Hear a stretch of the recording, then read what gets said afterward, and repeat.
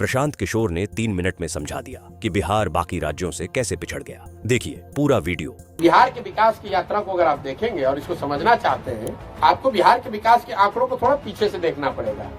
बिहार 65 तक 1965 तक देश के अग्रणी राज्यों में ही था।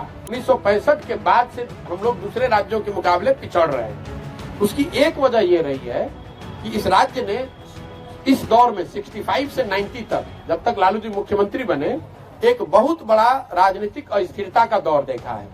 67 से 90 के बीच 23 साल में बिहार में 25 अलग अलग सरकारें बनी, 5 बार गवर्नर रूल और अलग अलग 20 मुख्यमंत्री। उस राजनीतिक अस्थिरता के दौर में जहां पर कोई 6 दिन के लिए मुख्यमंत्री था, कोई 6 महीने के लिए मुख्यमंत्री था, हम विकास को बैकफुट पे डाला, विकास को हाशिए पर डाल दिया, जिससे धीरे धीरे दूसरे राज्य आगे बढ़ते गए, हम लोग पीछे छूटते गए।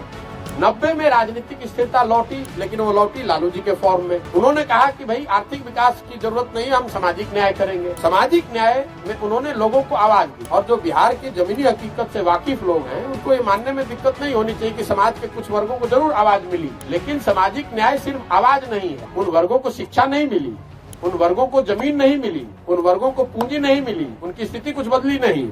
लालू जी ने सामाजिक न्याय के माध्यम से उनको आवाज दी और उस आवाज से अपनी राजनीतिक करियर को आगे बढ़ाया। 2005 से नीतीश कुमार जी वापस आए हैं। 2005 से नीतीश जी का नारा है न्याय संग विकास। नीतीश जी के दौर को आप 2 भाग में समझिए, तब आपको ये बात समझ में आएगी कि राजनीतिक अस्थिरता का कितना बड़ा खामियाजा राज्य की जनता को चुकाना पड़ता है। नीतीश जी के 17 साल के कालखंड को आप 2 भाग में बांट लीजिए। 2005 से लेकर 2012 तक का एक दौर जिसमें राजनीतिक स्थिरता थी, चाहे जिस किसी के भी वो साथ थे, वो लोग मिलकर बिहार के विकास के लिए लगे हुए थे। ज्यादातर लोग बिहार में आपको बताएंगे कि उस दौर में बिहार में कुछ काम होता या बिहार की स्थिति सुधरती हुई दिखी। वो इसलिए दिखी कि इतना अंधकार था कि एक छोटा दिया भी जला तो आपको ज्यादा प्रकाश दिखा, और दूसरा कुछ काम होने का, करने का प्रयास किया गया।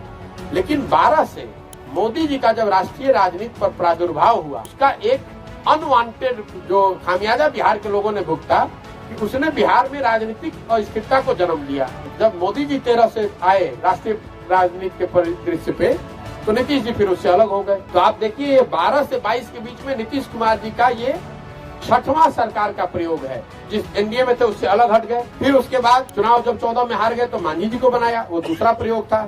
तीसरा फिर मांझी जी को हटाकर खुद बने। फिर चौथा जब महागठबंधन के साथ आए। फिर 5वां जब महागठबंधन को छोड़कर एनडीए में चले गए। फिर 6वां जब उस एनडीए को छोड़कर महागठबंधन में आ गए।